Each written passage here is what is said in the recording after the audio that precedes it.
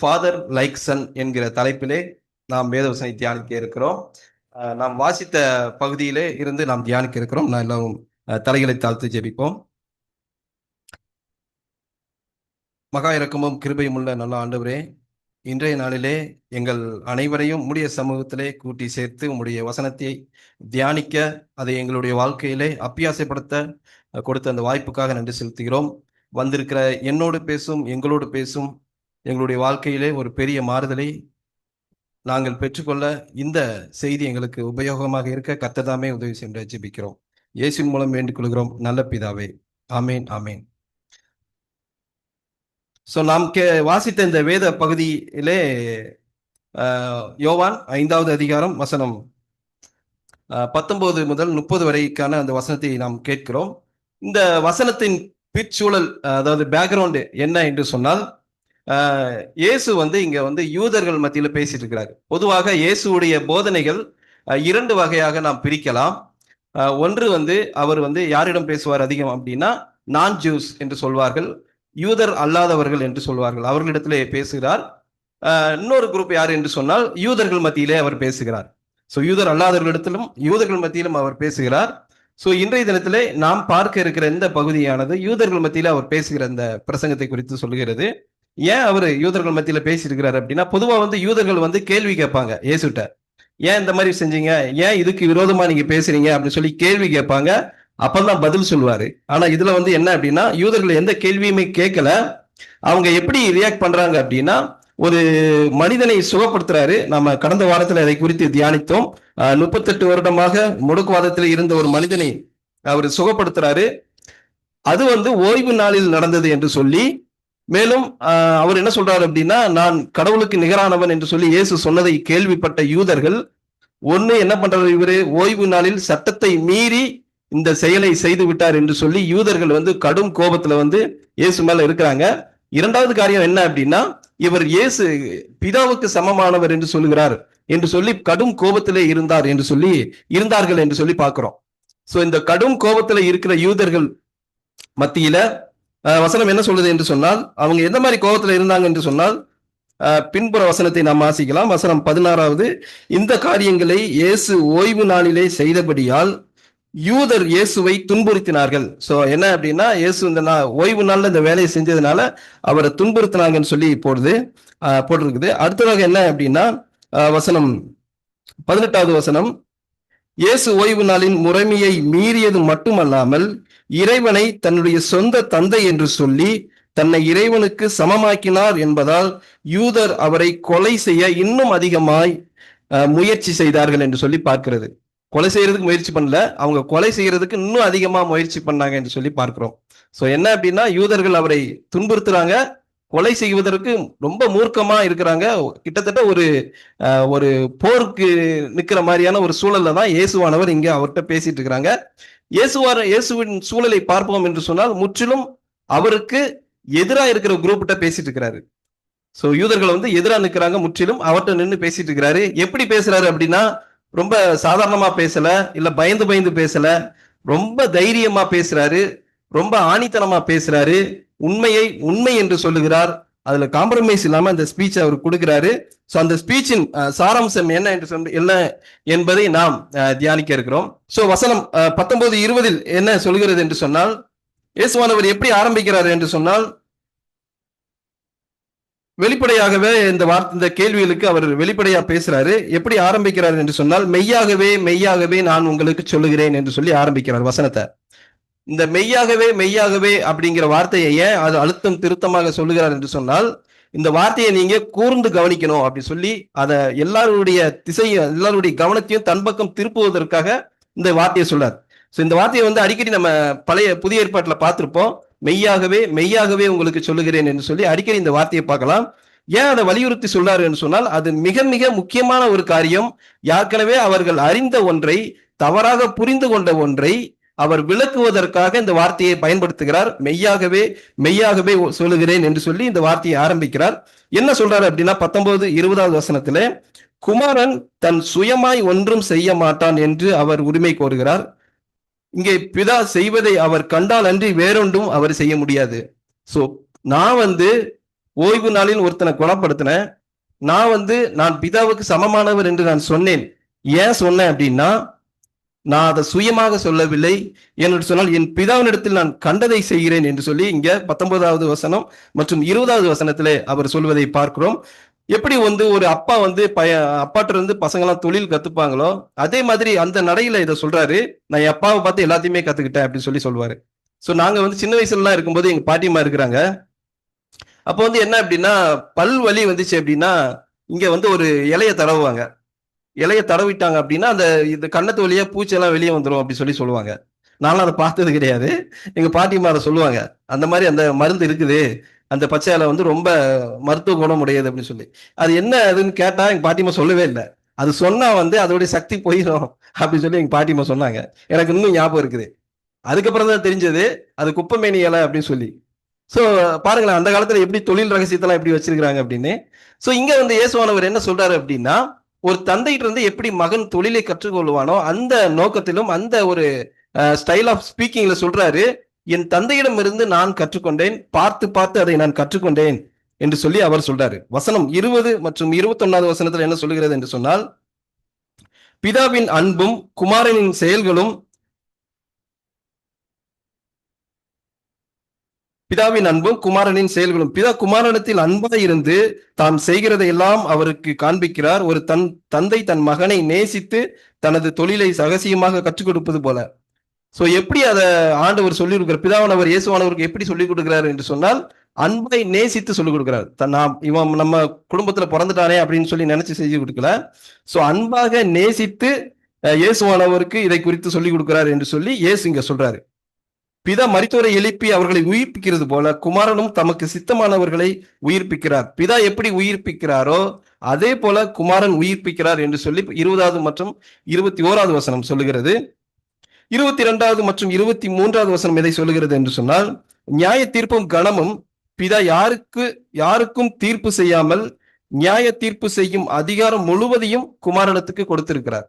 So பிதாவானவர் அந்த அதிகாரத்தை நியாய தீர்ப்பு செய்வதற்கான அதிகாரம் யாருக்குமே கொடுக்கல, குமாரனுக்கு மட்டுமே அதை கொடுத்திருக்கிறார். இதற்கு காரணம் எல்லோரும் பிதாவை கணம் பண்ணுகிறது போல குமாரனையும் கணம் பண்ண வேண்டும். சோ இங்க என்ன நடக்குது அப்படின்னா, யூதர்கள் இயேசுவை ஏற்றுக்கொள்வதே இல்லை, அவர்களை கணம் பண்ணுவதே இல்லை. இயேசுவானவர் இங்க என்ன சொல்ல விரும்புறாரு அப்படின்னா, நீங்க என்ன கணம் பண்ணல அப்படின்னா நீங்க பிதாவை கணம் பண்ணவில்லை. நீங்க எல்லாம் நினைச்சிட்டு இருக்கிறீங்க, நான் பிதாவை கணம் பண்ணிட்டு இருக்கிறோம், நாங்க கடவுளுக்கு முக்கியத்துவம் கொடுக்கிறோம், ஓய்வு நாளை நாங்கள் பரிசுத்தமாய் ஆசரிப்பதினால் நாங்கள் கடவுளுக்கு முக்கியத்துவம் கொடுக்கிறோம், அவருக்கு கனத்தை கொடுக்கிறோம் என்று சொல்லி நீங்கள் அவருக்கு அவமானத்தை தான் கொடுக்கிறீங்க, அவருக்கு நீங்க கனத்தை கொடுக்கவில்லை. ஏன் என்று சொன்னால், நீங்கள் எனக்கு கனத்தை கொடுக்கவில்லை என்று சொன்னால் நீங்கள் பிதாவை கனவீனப்படுத்துகிறீர்கள் என்று சொல்லி இயேசுவானவர் இங்கே சொல்லுகிறார். 23வது மற்றும் 24வது வசனம் என்ன சொல்கிறது என்று சொன்னால், மரணத்திலிருந்து வாழ்விற்கு மாறுதல். இயேசு மீண்டும் மெய்யாகவே மெய்யாகவே என்ற வார்த்தையை பயன்படுத்தி இயேசுவின் வார்த்தையை கேட்டு அவரை அனுப்பின பிதாவை விசுவாசிக்கிறவனுக்கு நித்திய ஜீவன் உண்டு என்று சொல்லி சொல்கிறார். சோ என்னுடைய வார்த்தையை நீங்க கேட்டீங்கன்னா மட்டும்தான் உங்களுக்கு நித்திய ஜீவன் கிடைக்கும், நீங்க எட்டர்னல் லைஃபை சுதந்திரித்துக் கொள்ள முடியும் என்று சொல்லி சொல்லுகிறார்.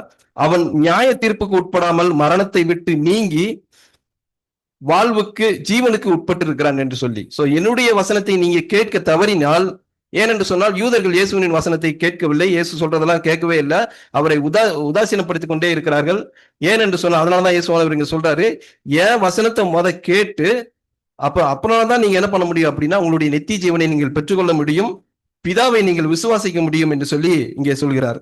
வசனம் 25, 27 மரித்தோர் குரலை கேட்டல், மரித்தோர் தேவகுமாரனுடைய சத்தத்தை கேட்கும் நாளிகை வருகிறது, அது இப்பொழுதே வந்திருக்கிறது என்று சொல்லுகிறார். சோ மரித்தோர்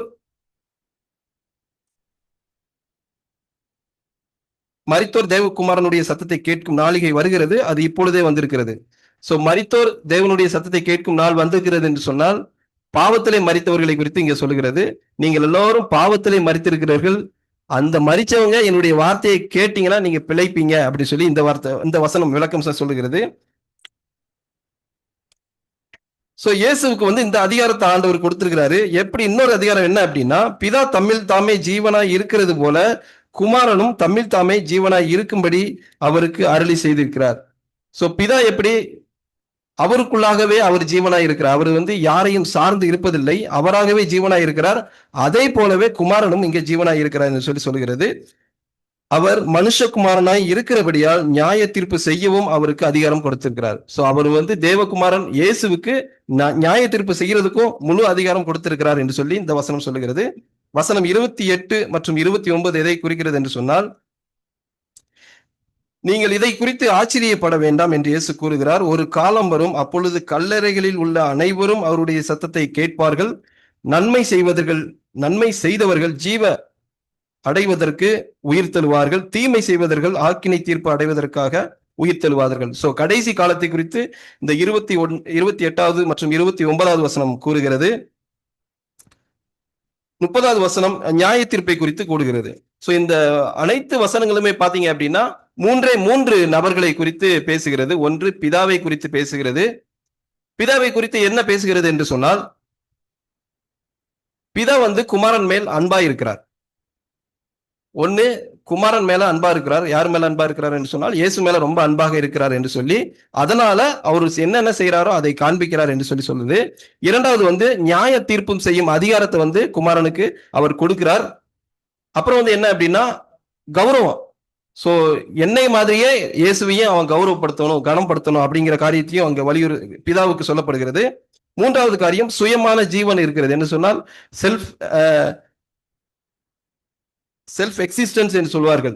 சோ அவராகவே இருக்கிறார் என்று சொல்லுகிறது. சோ இந்த காரியத்தை குறித்து பிதாவானவரை குறித்து இந்த வசனத்தை சொல்லுது. அப்புறம் இயேசுவை குறித்து என்ன சொல்கிறது என்று சொன்னால், இயேசு எப்படிப்பட்டவராக இருக்கிறார்? அவர் முழுமையாக பிதாவுக்கு கீழ்ப்படுகிறவராக இருக்கிறார். எப்படி கீழ்ப்படுகிறவராக இருக்கிறார் என்று சொன்னால், அவர் மீது அன்பு கூர்ந்து அவர் செய்கைகளை எல்லாம் பார்த்து அவர் கீழ்ப்படுகிறவராக இருக்கிறார் என்று சொல்லுகிறது. அப்புறம் வந்து இயேசுவானவர் நித்திய ஜீவனை கொடுக்கிறவராய் இருக்கிறார். அப்புறம் நியாயாதிபதியாய் இருக்கிறார், தெய்வீக தன்மை உடையவராய் இருக்கிறார் என்று சொல்லி இந்த வசனங்கள் எல்லாம் இயேசுவை பற்றி இந்த இடத்துல சொல்லுது. அப்புறம் யூதர்கள் வந்து இப்போ பிதாவை குறித்து இதுல பார்க்கிறோம், அப்புறம் வந்து குமாரனை குறித்து பார்க்கிறோம். யூதர்கள் வந்து இந்த இடத்துல எந்த மனநிலையில இருக்கிறாங்க அப்படின்னா, அவங்க வந்து என்ன மைண்ட்ல இருக்கிறாங்க அப்படின்னா, ஓய்வினால இவர் மீறிட்டாரு அப்படிங்கிற ஒரு பெரிய கோபத்துல இருக்கிறாங்க. அப்புறம் வந்து ரொம்ப ஆத்திரத்துல இருக்கிறாங்க. என்ன ஆத்திரம் அப்படின்னா, இவர் வந்து தன்னை இறைவனுக்கு தேவனுக்கு சமமான ஆளுன்னு சொல்லிட்டாரு.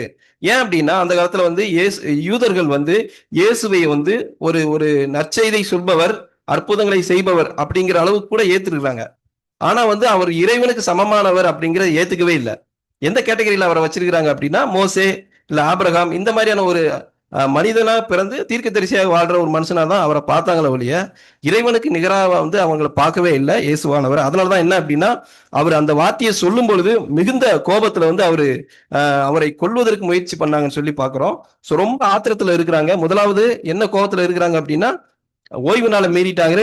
அப்புறம் வந்து இறைவனுக்கு சமமாக தன்னை எண்ணிக்கொண்டார் என்று சொல்லி பயங்கர ஆத்திரத்துல இருக்கிறாரு. இன்னொன்று வந்து தவறான புரிதல் அவர்களுக்குள்ளா இருந்தது. என்ன தவறான புரிதல் என்று சொன்னால், இயேசு தனது சொந்த லாபத்திற்காகவே அல்லது சுய அதிகாரத்திலே செயல்படுகிறார் என்று நினைத்தார்கள். வசனம் 19 வசனம் இப்படியாக சொல்லுகிறது. இயேசு அவர்களுக்கு சொன்னது, மெய்யாகவே நான் உங்களுக்கு சொல்லுகிறேன், எவைகளை எல்லாம் பிதா செய்கிறதை மகன் காண்கிறாரோ அவைகளை அன்றி தாமாக வேறொன்றையும் செய்ய மாட்டார். எல்லாருமே என்ன நினைச்சிருக்கிறாங்க அப்படின்னா, இயேசுவானவர் அவராகவே இதெல்லாம் செய்யறாரு, அவராகவே இதெல்லாம் பேசுறாரு அப்படிங்கிற ஒரு குற்றச்சாட்டு இயேசு மேல வைக்கிறாரு. அதனாலதான் என்ன அப்படின்னா, அவங்களுக்கு வந்து புரியல. யூதர்களுக்கு வந்து ஒரு தவறான புரிதல் இருக்கிறது. இவர் வந்து இவருக்கும் இறைவனுக்கும் சம்பந்தம் இல்லை, இவர் தன்னுடைய புகழை நிலைநாட்டுவதற்கு இவ்வளவு பெரிய அற்புதத்தை செய்யறாரு, கடவுளுக்கு சமமானவர் என்று சொல்றாருன்னு சொல்லி ஒரு தவறான புரிதல் அந்த யூதர்கள் மத்தியில இருந்ததை நாம் பார்க்கிறோம். இன்னொரு காரியம் என்ன என்று சொன்னால், சவால் இயேசு செய்த அற்புதங்களை கண்டு ஆச்சரியப்பட்டாலும் அவரை ஏற்றுக்கொள்ள அவர்களுக்கு மனம் வரவில்லை. சோ யூதர்கள் வந்து இயேசு செய்த அற்புதங்களை எல்லாம் பாக்குறாங்க, அதுவுமே அவங்களுக்கு ஒரு வியப்பாக தான் இருக்குது. ஏன்னா இத்தனை வருஷம் முடவாதமா இருந்தவனை பார்க்கும் பொழுது அவங்களுக்குள்ள அவ்வளவு பெரிய இது ஆச்சரியம் இருந்தாலும், ஆனா அவரை கடவுளாக ஏற்றுக்கொள்ள அவர்களுக்கு மனம் வரவில்லை என்றுதான் நாம் பார்க்கிறோம். சோ இந்த காரியத்திலிருந்து நான் 4 காரியங்களை உங்களிடத்திலே நான் பகிர்ந்து கொள்ள விரும்புகிறேன். இயேசுவானவர் யூதர்கள் மத்தியிலே பேசும் பொழுது என்ன அவர் வந்து அவங்ககிட்ட என்ன குறைய பார்த்தாரு அப்படிங்கிறத தான் அவர் அட்ரஸ் பண்ண விரும்பினார். சோ 4 காரியத்தை அவர் பார்த்தாரு. யூதர்கள் வந்து பொதுவாக வந்து மெயினா இயேசுவானவர் பார்த்தது முக்கியமான ஒரு காரியம் என்ன என்று சொன்னால், அவர்கள் பிதாவை கனம் பண்ணவில்லை. அவர்களுடைய கனம் எல்லாம் எங்கே இருக்கிறது என்று சொன்னால், பிதாவை நோக்கி அல்ல, அவர்களுடைய சம்பிரதாயங்கள், சடங்குகள் மற்றும் சட்டங்களுக்கு தான் அவங்க முக்கியத்துவம் கொடுத்தாங்க. ஸோ அவங்க வாழ்க்கையில எதற்கு முக்கியத்துவம் கொடுக்கல அப்படின்னா, பிதாவானவருக்கு அவங்க முக்கியத்துவம் கொடுக்கவில்லை என்று சொல்லி அறிந்த இயேசுவானவர் இந்த காரியங்களை குறித்து அவர்கிட்ட பேசுறாரு. ஸோ நீங்க வந்து கனம் பண்றீங்க, ஆனா தவறான விதத்துல நீங்க கனம் பண்றீங்க. நீங்க முக்கியத்துவம் கொடுக்குறீங்க, ஆனா நீங்க எதுக்கு முக்கியத்துவம் கொடுக்குறீங்க அப்படின்னா, உங்களுடைய சட்டத்திற்கு முக்கியத்துவம் கொடுக்குறீங்க, உங்களுடைய சடங்குகளுக்கு முக்கியத்துவம் கொடுக்குறீங்க, உங்களுடைய பாரம்பரியத்திற்கு முக்கியத்துவம் கொடுக்குறீங்க. நீங்க எதை மறந்து விட்டீர்கள் என்று சொன்னால், பிதாவை கனம் பண்ண மறந்து விட்டீர்கள். ஆனாலும் நீங்க என்னென்னலாம் நினைச்சிட்டு இருக்கிறீங்க அப்படின்னா, பிதாவை தான் நாம கனம் பண்ணிட்டு இருக்கிறோம். நம்ம இந்த சடங்குகள் எல்லாம் எதற்காக செய்கிறோம் என்று சொன்னால், பிதாவை கனம் பண்ணுவதற்காக செய்கிறோம். இந்த சட்டத்தை எல்லாம் நாம் ஏன் கடைபிடிக்கிறோம் என்று சொன்னால், பிதாவை கனம் பண்ணுவதற்காகவே கடைபிடிக்கிறோம் என்கிற ஒரு தவறான புரிதலிலே அவர்கள் ஈடுபட்டதை இயேசு அறிந்து, நீங்கள் யாரை கனம் பண்ண வேண்டும் என்பதை குறித்து அவர்கள் தொடர்ந்து பேசுகிறார். அது வந்து நான் 4 காரியத்தை உங்களிடத்துல பகிர்ந்து கொள்ள விரும்புகிறேன். முதலாவது, பிதாவை கனம் பண்ணாமல் இருக்கும் பட்சத்தில் பிதாவை கனம் பண்ண தவறும் பட்சத்தில் நமக்கு ஏற்படும் விளைவுகள் என்னென்ன விளைவுகள் என்று சொன்னால், யூதர்கள் முதலாவதாக இரக்கமற்ற கடின இதயம் உடையவர்களாக இருந்தார்கள். சோ முதலாவது அந்த பின்புற வசனத்திலே நாம் பார்க்கும் பொழுது, வசனம் 16 பார்க்கும் பொழுது, அந்த முடக்குவாத நோயாளியாக பாதிக்கப்பட்டவன் வந்து 38 வருஷம் கழிச்சு உயிர் பிழைச்சிருக்கிறான். சோ அதை குறித்து யாருமே பேசல, அந்த அற்புதத்தை குறித்து யாருமே யோசிக்கல. சோ இத்தனை வருஷம் இருந்திருக்கிறானே, இவ்வளவு பெரிய அற்புதம் நடந்திருக்குது அப்படிங்கிறது குறித்து அவர்கள் யோசிக்கல. எதை குறித்து அவர்கள் யோசித்தார்கள் என்று சொன்னால், எப்படி இவர் ஓய்வு நாள்ல வந்து இவரை வந்து நீங்க சுகப்படுத்தலாம் என்று சொல்லி அவர்கள் யோசிக்கிறதை நாம் பார்க்கிறோம். இன்னுமாய் இயேசுவை வந்து கொலை செய்வதற்கு கூட அவங்க முயற்சிட்டாங்க. அந்த அளவுக்கு அவங்களுடைய இருதயம் வந்து கடினப்பட்டதா இருக்கிறது என்று சொல்லி பார்க்கிறோம். சோ நம்மளுடைய வாழ்க்கையில வந்து நாம வந்து மகிமையை வந்து முக்கியத்துவம் வந்து யாருக்கு கொடுக்கிறோம் அப்படிங்கிறது நம்மளுடைய வாழ்க்கையில ரொம்ப முக்கியம். யாருக்கு கொடுக்கிறோம்? ஒருவேளை யூதர்களாக இருக்கிற அவர்கள் எதற்கு முக்கியத்துவம் கொடுத்தார்கள் என்று சொன்னால், அவர்களுடைய சம்பிரதாயங்களுக்கும் சடங்குகளுக்கும் அல்லது பாரம்பரியங்களுக்குமே முக்கியத்துவம் கொடுத்தார்கள். அதன் விளைவு என்ன என்று சொன்னால், அவர்களுடைய இருதயம் கடினப்பட்டதா இருந்தது என்று சொல்லி நாம் பார்க்கிறோம். சோ அதனால இப்ப நம்ம ஊமையில கூட ஒரு இதுல சொல்லும் பொழுது, நல்ல சமாரியன் கதையில வர்ற அந்த காரியங்கள்ல, ஆசாரியனும் லேவியனும் தேவனுக்கு பணிவிடை செய்வதாக நினைத்து கொண்டு அந்த சமாரியனை வந்து அப்படியே விட்டுட்டு போயிடறாங்கன்னு சொல்லி பாக்குறோம். அவங்க என்ன நினைக்கிறாங்க? நம்ம கடவுளுக்கு தான் முக்கியத்துவம் கொடுக்கணும், கடவுளுக்கு தான் நம்ம பிதாவுக்கு தான் மகிமையை கொடுக்கணும், கனத்தை கொடுக்கணும், இந்த சமாரியனை நம்ம கண்டுகொள்ள தேவையில்லை, அவனை விட்டு விட்டு போய் விடலாம் என்று சொல்லி தவறான புரிதலோடு அவர்கள் என்ன சொல்லுகிறார்கள் என்று சொன்னால், அவர்களுடைய சொந்த ரிச்சுவல்ஸுக்கு அவர்கள் முக்கியத்துவம் கொடுத்து அவர்கள் தவறான கனத்தை அங்கே கொடுப்பதை நாம் பார்க்கிறோம். இரண்டாவது காரியம், இயேசுவையும் பிதாவையும் கனம் பண்ண தவறினால் நமக்கு ஏற்படும் விளைவுகள் என்ன என்று சொன்னால், யூதர்களுக்கு என்ன பிரச்சனை இருந்தது என்று சொன்னால், தேவனுடைய கிரியைகளை தவறாக புரிந்து கொண்டிருக்கிறார்கள். தேவனுடைய கிரியைகளை தவறாக புரிஞ்சுக்கிட்டாங்க. எப்படி அவங்க தவறா புரிஞ்சுக்கிட்டார்கள் என்று சொன்னால், இயேசு பிதாவின் சித்தத்தையே செய்தார், ஆனால் யூதர்கள் அவர் சுயநலத்திற்காக செயல்படுவதாக குற்றம் சாட்டினார்கள். நான் ஏற்கனவே வாசித்தபடி 19வது வசனம், அவர் சுய லாபத்துக்காக தான் இதை செய்யறாரு, இது வந்து அவருடைய பணியே இல்லை என்று சொல்லி அவர்கள் குற்றம் சாட்டுவதை பார்க்கிறோம். தேவன் நமது வாழ்க்கையிலும் இடைபடுவதை நாமும் பல நேரங்கள்ல தவறாகவே புரிந்து கொள்கிறோம். சோ எப்படி யூதர்கள் வந்து தவறாக புரிந்து கொண்டார்களோ, நாமும் என்ன அப்படின்னா, இயேசுவானவர் நம்மளுடைய வாழ்க்கையிலுமே தவறாக இடைபடுவதை நாம் பல வேளைகளில் தவறாக புரிஞ்சுக்கிறோம். சோ நம்ம வந்து நம்மளுடைய வாழ்க்கையில ஒரு காரியம் நடக்கணும்னு யோசிக்கிறோம், அதற்காக பிரயாசப்படுறோம், பிரேயர் பண்றோம், நிறைய பேர்ட்டு சொல்றோம். ஆனா வேறு காரியம் நடைபெறும் பொழுது அதை பல வேளைகளிலே நமக்கு ஏற்றுக்கொள்கிற மனப்பக்குவம் வருவதில்லை. பல வேளைகளில் நம்ம என்ன சொல்றோம் அப்படின்னா, நிறைய பேர் நான் பேசுவதை கேட்டிருக்கிறேன், ஏதோ ஒரு பிரச்சனை வந்துச்சு அப்படின்னா இயேசு என்னை வந்து தண்டிச்சிருக்காரு அப்படி சொல்லி நம்ம சொல்றோம், பேசுறாங்க நிறைய பேர். சோ இயேசு வந்து நான் அந்த பிரச்சனை பண்ணிட்டேன், அதனாலதான் என்ன தண்டிச்சிட்டாரு, நான் இவங்ககிட்ட இப்படி நடந்துட்டேன் அப்படிங்கிறத தண்டிச்சிட்டாருன்னு சொல்லி நம்ம சொல்றாங்க நிறைய பேர். சோ ஆனா வந்து கிறிஸ்தவத்துல வந்து இயேசு வந்து நம்மை தண்டிக்கிற தேவன் கிடையாது. அவர் நியாயத்திற்கும் தேவன் தான். ஆனா வந்து நம்மளாவே சில விஷயங்களை புரிஞ்சுக்கிறோம், இயேசு வந்து இப்படி இதனால என்ன தண்டிச்சு விட்டாருன்னு சொல்லி. தண்டிக்கிறதா இருந்தா நம்ம செஞ்ச தப்புகள் எல்லாம் ஒவ்வொன்றா யோசிச்சோம் அப்படின்னா நமக்கு தண்டனை மட்டும் தான் கிடைச்சிக்கிட்டே இருக்கும். சோ அது வந்து ஒரு தவறான புரிதல்.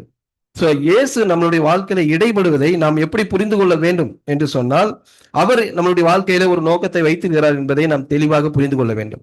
சோ அவர் நம்மளுடைய வாழ்க்கையிலே இன்டர்வென்ஷன், நம்மளுடைய வாழ்க்கையிலே இடைபடுவதற்கு நாம் அவருக்கு முக்கியத்துவம் கொடுத்து நாம் செய்தோம் என்று சொன்னால் நம்மளுடைய வாழ்க்கை மேம்படும் என்பதை நாம் பார்க்கிறோம். 1 கொரிந்தியர் 2 அதிகாரம் 14 என்ன சொல்கிறது என்று சொன்னால், சுபாவமான மனுஷனோ தேவனுடைய ஆவிக்குரியவைகளை ஏற்றுக்கொள்ள மாட்டான், அவைகள் அவனுக்கு பைத்தியமாய் தோன்றும். சுபாவம் உள்ள மனிதன் என்று சொன்னால் யாரை சொல்கிறது என்று சொன்னால், ஒரு செகுலர் பர்சன். அவங்களுக்கு வந்து ஆவிக்குரியவைகள் எப்படி ஆவிக்குரியவைகளை ஏற்றுக்கொள்வதற்கு மனப்பக்குவம் வராது. அவங்க வந்து இயேசுவை வந்து தவறாகவே புரிந்து கொள்வார்கள். தவறான ஒரு புரிதல் தான் அவங்ககிட்ட இருக்குமோ ஒழிய, அவர்களுக்கு வந்து இந்த ஆவிக்குரிய காரியங்கள் எல்லாமே ஒரு பைத்தியமான காரியமாய் தோன்றுகிறது என்று சொல்லி இந்த வேதத்திலே போட்டிருக்கிறது. மத்தேயு 14:24 இயேசு பிசாசை துரத்திய போது பரிசேயர்கள் என்ன சொன்னாங்க அப்படின்னா, பிசாசுகளின் தலைவனை கொண்டு இவர் துரத்துகிறார் என்று சொல்லி மீண்டுமாய் இயேசுவின் ஒவ்வொரு செயல்பாடுகளையும் தவறாகவே புரிந்து கொண்டார்கள். ஏன் என்று சொன்னால், அவர்கள் இயேசுவையும் பிதாவையும் கனம் பண்ண தவறினார்கள். பிதாவுக்கு வந்து கணத்தை கொடுப்பதற்கு அவர்கள் தவறியதை நாம் பார்க்கிறோம். 3வது காரியம், வசனத்திற்கு கீழ்ப்படியாதவர்களா இருந்தார்கள். சோ இந்த யூதர்கள் வந்து நல்ல வசனத்தை எல்லாம் கேட்கிறவங்க தான். எப்போதுமே அவர்கள் ஆலயத்திலே இருப்பவர்கள், எப்போதுமே இந்த 10 கட்டளை கொண்ட அந்த புத்தகத்தை கையிலே சுமந்து கொண்டிருப்பவர்கள், அதிக நேரம் ஜெபிப்பவர்கள், ரொம்ப ஆவிக்குரிய நிலையில இருப்பவர்கள் தான். அவங்க வந்து வசனத்தை கேட்டு, வசனம் என்ன சொல்கிறது என்று சொல், என் வசனத்தை கேட்டு விசுவாசிக்கிறவனுக்கு நித்திய ஜீவன் என்று சொல்லி இயேசு சொல்லுகிறார். அவர் என்ன சொல்ல வர்றாரு அப்படின்னா, என் வசனத்தை முதல்ல கேளுங்க, அதுக்கப்புறம் தான் நீங்க என்ன பண்ண முடியும், பிதாவானவரை நீங்கள் விசுவாசிக்க முடியும் என்று சொல்லி சொல்கிறார்கள். யூதர்களுக்கு வந்து நல்ல வசனங்கள் எல்லாம் தெரியும், ஆனாலும் அவர்களுடைய வாழ்க்கையில என்ன பண்ண முடியல அப்படின்னா, அவர்கள் அப்ளை பண்ண முடியவில்லை, அதை சொந்தமாக ஏற்றுக்கொள்ள முடியவில்லை. ஏன் என்று சொன்னால், அவர்கள் கொடுக்கும் கனம் எதற்கு என்று சொன்னால் பிதாவுக்கு அல்ல, அவர்களுடைய சொந்த சுயத்திற்கே அவர்கள் கனத்தை கொடுப்பதினால் அவர்களால் என்ன செய்ய முடியவில்லை என்று சொன்னால், தன்னுடைய தேவனுடைய வசனத்தை கேட்க மட்டும்தான் செய்ய முடியுது, அதை தங்களுடைய வாழ்க்கையிலே அபியாசத்தை படுத்த முடியவில்லை. யாக்கோபு 1:22 என்ன சொல்கிறது என்று சொன்னால், வசனத்தை கேட்கிறவர்களாய் மாத்திரமல்ல, அதன்படி செய்கிறவர்களாய் இருங்கள், இல்லாவிட்டால் உங்களை நீங்களே வஞ்சிக்கிறவர்களாய் இருக்கிறீர்கள். சோ நம்மளுடைய ஆவிக்குரிய வாழ்க்கையிலும் சரி, நாம வந்து வசனங்களை கேட்பது மட்டுமின்றி அதை நாம் நம்மளுடைய வாழ்க்கையிலே அபியாசப்படுத்துவர்களாய் இருக்க வேண்டும். சோ இல்லை என்று சொன்னால் நாம் வஞ்சிக்கப்பட்டவர்களாய் மாறிவிடுகிறோம். சோ வஞ்சிக்கப்படுதல் என்று சொன்னால் எல்லாமே நல்லா போய்கிட்டே இருக்கும். உதாரணத்துக்கு வந்து இந்த கேன்சர் நோய் சொல்லுவாங்க. சோ மற்ற நோய்கள்லாம் பாத்தீங்க அப்படின்னா, என்னுடைய கையில வந்து ஏதோ கீழே விழுந்து ஒரு பிராக்சர் ஆயிடுச்சு அப்படின்னா அது ஒரு வீக்கம் வரும். சோ அப்படின்னாலே தெரிஞ்சிடும் நமக்கு ஏதோ ஒரு கைக்கு உள்ள ஒரு பிரச்சனை இருக்குது. சோ நம்ம போய் உடனே டாக்டரை பார்க்கணும்னு சொல்லி, டாக்டர் பாக்குறாரு, வீக்கம் இருக்குது அப்படின்னா என்ன பண்ணணும், நீங்க ஸ்கேன் பண்ணணும்னு சொல்லி பாக்குறாரு. ஸ்கேன் பண்றாரு, அதற்கான ட்ரீட்மெண்ட் எடுத்துக்கிறாங்க. ஆனா கேன்சர் வந்து உங்களுக்கு வெளியவே தெரியாது, எப்போ எந்த அளவுக்கு வரும் அப்படின்னு சொல்லி நமக்கு தெரியாது. ஆனா கடைசி ஸ்டேஜ்ல தான் அது தெரியும். ஓ இவ்வளவு தூரத்துக்கு வந்துருச்சா, இந்த 1வது stage, 2nd stage, 3rd stage என்று சொல்வார்கள்.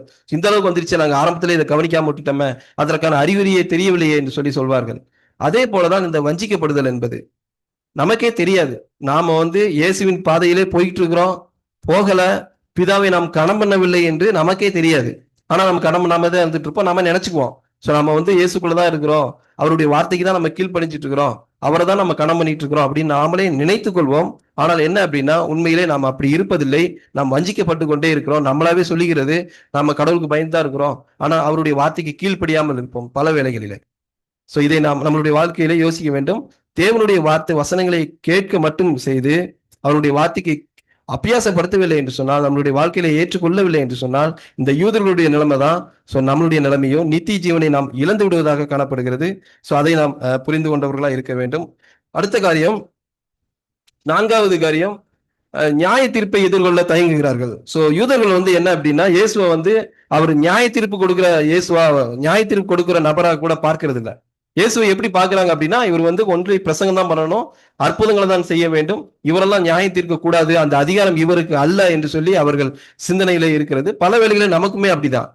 சோ கிறிஸ்தவம் வந்து இயேசு கிருபையை கொடுக்கிறார், இயேசு மற்ற எல்லா ஆசீர்வாதங்களையும் கொடுக்கிறார், நிறைய அற்புதங்களை செய்கிறார், கேட்கிற ஜெபத்திற்கு எல்லாம் பதிலை கொடுக்கிறார் என்று இயேசுவை இந்த ஒரு பார்வையிலே நாம பார்க்கிறோம். ஆனா இன்னொரு பார்வை இருக்கிறது, என்ன என்று சொன்னால், நாம் செய்கின்ற செயல்களை எல்லாவற்றிற்கும் நியாய தீர்ப்பு ஒன்று இருக்கிறது என்று சொல்லி நாம் பல வேளைகளிலே மறந்து விடுகிறோம்.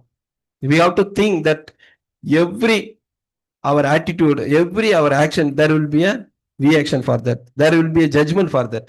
So அந்த ஒரு காரியத்தை நாம் புரிந்து கொள்ள வேண்டும். இயேசுவானவர் அவர் கிருபையை கொடுப்பவர் மட்டுமல்ல, அற்புதங்களை செய்பவர் மட்டுமல்ல, நமக்கு ஜெபத்தை கேட்டு அதற்கு பதில் செய்பவர் மட்டுமல்ல, அவர் நியாயத்திற்கும் கொடுப்பதற்கும் அவர் ரெடியாக இருக்கிறார். ஸோ நாம் செய்கிற ஒவ்வொரு காரியங்களையும் அவர் கணக்கு வைத்திருக்கிறார். நம்ம நியாயத்திற்கு எல்லாருமே அதற்கு உட்பட்டு இருக்கிறோம் என்று சொல்லி. ஸோ இதை யூதர்கள் ஏற்றுக்கொள்ளவே இல்லை. நியாயத்தீர்ப்பு ஒன்று கிடையாது என்று சொல்லி அவர்களுடைய எண்ணமாக இருக்கிறது. இயேசு அப்படிப்பட்டவர், அவருக்கு அந்த அதிகாரம் இல்லை என்று சொல்லி யூதர்களுடைய அவர்களுடைய மனநிலையில அவங்க யோசிக்கிறாங்க. ஸோ இந்த 4 காரியத்துல நம்ம பார்த்தோம் என்று சொன்னால், இயேசுவானவருக்கு ஓய்வு நாளை மீறுவதற்கான அதிகாரம் பிதா கொடுத்திருந்தார். இயேசுவானவர் நித்திய ஜீவனை கொடுப்பதற்கான அதிகாரத்தை கொடுத்திருந்தார். நியாய தீர்ப்பு செய்வதற்கான அதிகாரத்தை பிதா அவரிடத்திலே கொடுத்திருந்தார். இயேசுவானவர் பிதாவானவர் என்ற இந்த குழப்பம் இவங்களுக்குள்ள, யூதர்களுக்குள்ள இருந்தமையால் இயேசுவானவர் என்ன சொல்றாரு அப்படின்னா, நான் அன்பாயிருந்து அவர் செய்கிற செயல்களை எல்லாம் பார்த்து அந்த காரியங்களை நான் உங்களுக்கு சொல்லுகிறேன். எனக்கு நியாய தீர்ப்புக்கான அதிகாரம் இருக்கிறது, நீங்கள் மனம் திரும்புங்கள் என்று சொல்லி இந்த கடைசி வசனத்துல எப்படியாக சொல்லுகிறது.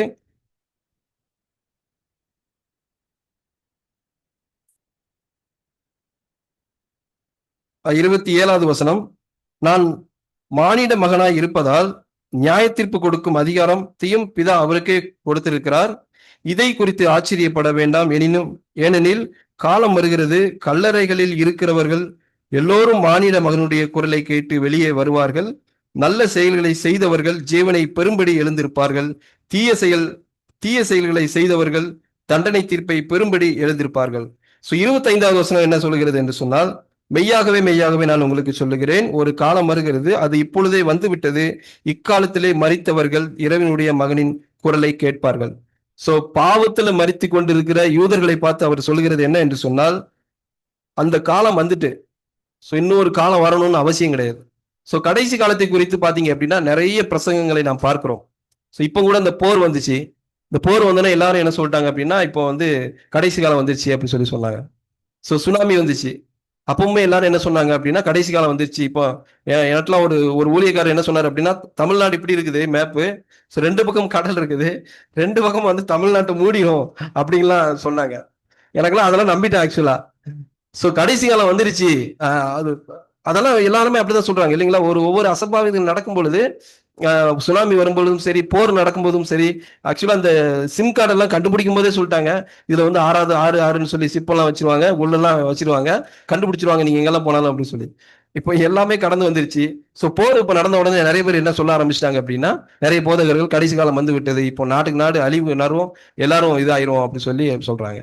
சோ இந்த போர் தான் நடந்துச்சு அப்படின்னா, இதுக்கு முன்னாடி எவ்வளவோ போர் நடந்திருக்கிறது. ஹிட்லர் காலத்துல ரொம்ப கொடூரமான போர் நடந்துச்சு. அப்ப அது கடைசி காலமா அப்படின்னா கிடையாது. சோ கடைசி காலம் என்பது இக்காலத்தை குறிக்கிறது. பல வேளைகளிலே நாம் புரிந்து கொள்வது என்ன என்று சொன்னால், பரலோக ராஜ்யம் கடைசி காலம் என்கிற காரியத்தை குறித்தே பல பேர் யோசிச்சுக்கிட்டே இருக்கிறோம். பரலோக ராஜ்யம் இங்கதான் இருக்குது, நமது மத்தியில தான் இருக்குது, நம்ம வாழ்ற வாழ்க்கையில தான் இருக்குது. கடைசி காலம் என்பது இப்பதான் இருக்குது, இட்ஸ் பிரசன்ட். சரிங்களா. சோ அந்த காரியத்தை நாம் புரிந்து கொண்டவர்களாகி, காலம் வந்து விட்டது. யூதர்கள்ட்ட அவர் சொல்றது என்ன அப்படின்னா, காலம் வந்துருச்சு, இன்னும் வெயிட் பண்ண தேவையில்ல, நீங்கள் என்னுடைய வசனத்தை கேட்டு, ஒரு காலம் வருகிறது என்று இப்பொழுதே அது வந்துவிட்டது, காலம் வருகிறது என்று சொல்லி எழுதியிருக்கிறது, அது இப்பொழுதே வந்துவிட்டது, இக்காலத்திலே மரித்தவர்கள் இறைவனுடைய மகனின் குரல்களை கேட்பார்கள். சோ மரித்து பாவத்திலே மரித்திருக்கிற நீங்கள் என்னுடைய குரலை கேட்டு பிழைத்திருக்க வேண்டும். சோ நம்மளுடைய வாழ்க்கையிலுமே நாமளுமே என்ன அப்படின்னா, மரித்திருக்கிறோம் பாவத்திலே என்று சொன்னால், அதை நாம் ஏற்றுக்கொள்கிறோம் என்று சொன்னால், நாமும் என்ன செய்ய வேண்டும் என்று சொன்னால், தேவனுடைய வசனத்தை கேட்டு, இந்நாளிலே கடவுள் நமக்கு ஒரு வாய்ப்பை கொடுத்திருக்கிறாரு, இன்னுமாய் நாம் உயிரோடு எழுந்திருக்க வேண்டும் அல்லது உயிர்ப்பிக்க வேண்டும் நம்மளுடைய ஆத்மாவை என்று சொல்லி சொல்லுகிறது. சோ அடுத்ததாக என்ன சொல்லுகிறது என்று சொன்னால், அடுத்த கடைசி காலத்தை குறித்து சொல்கிறது. அது பிரேத குழியில் 28வது